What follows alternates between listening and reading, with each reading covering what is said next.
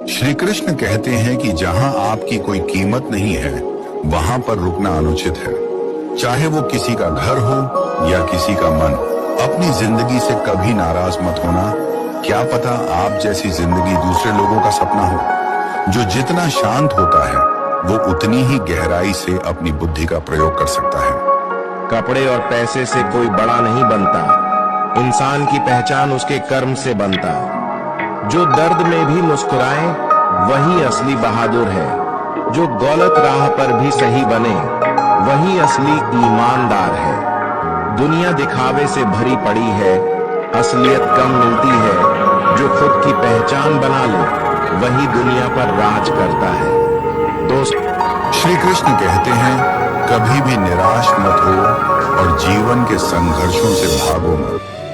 कठिनाइयां जीवन का एक हिस्सा है, लेकिन उनसे घबराना नहीं चाहिए। आत्मविश्वास और धैर्य के साथ उनका सामना करना ही सच्चा कर्म है। जीवन में चाहे कितनी भी मुश्किलें क्यों ना आए, हमें कमजोर नहीं पड़ना चाहिए और न ही अपने कर्तव्यों से मुंह मोड़ना चाहिए। संघर्ष ही सफलता का मार्ग प्रशस्त करता है। भगवान श्री कृष्ण ने अर्जुन को यही उपदेश दिया कि वे अपने धर्म और कर्तव्य से पीछे न हटें। श्री कृष्ण कहते हैं अपनी अच्छाई पर इतना भरोसा जरूर रखो, जो भी तुम्हें खोएगा एक दिन बहुत रोएगा।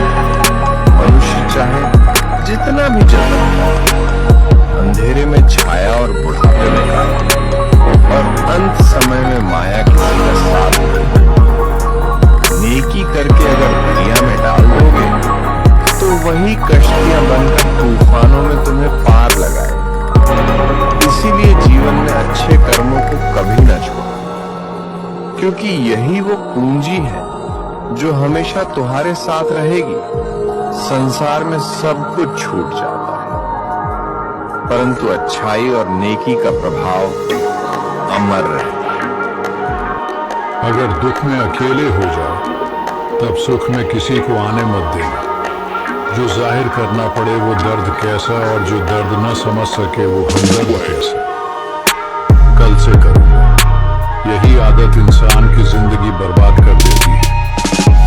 क्यों रुक जाते हो 4 दिन मेहनत करके? हर एक टाइम लगता है पौधे से फसल। श्री कृष्ण कहते हैं कि आप चाहकर भी अपने प्रति लोगों की धारणा को कभी नहीं बदल सकते। इसलिए सुकून से अपनी जिंदगी जिए और खुश रहें। कोई आपको गलत समझे तो उसे प्रतिक्रिया शब्दों से नहीं, अपने उत्तम कर्मों से दो, क्योंकि कर्म की ध्वनि शब्दों से कई गुना ज्यादा प्रखर होती है।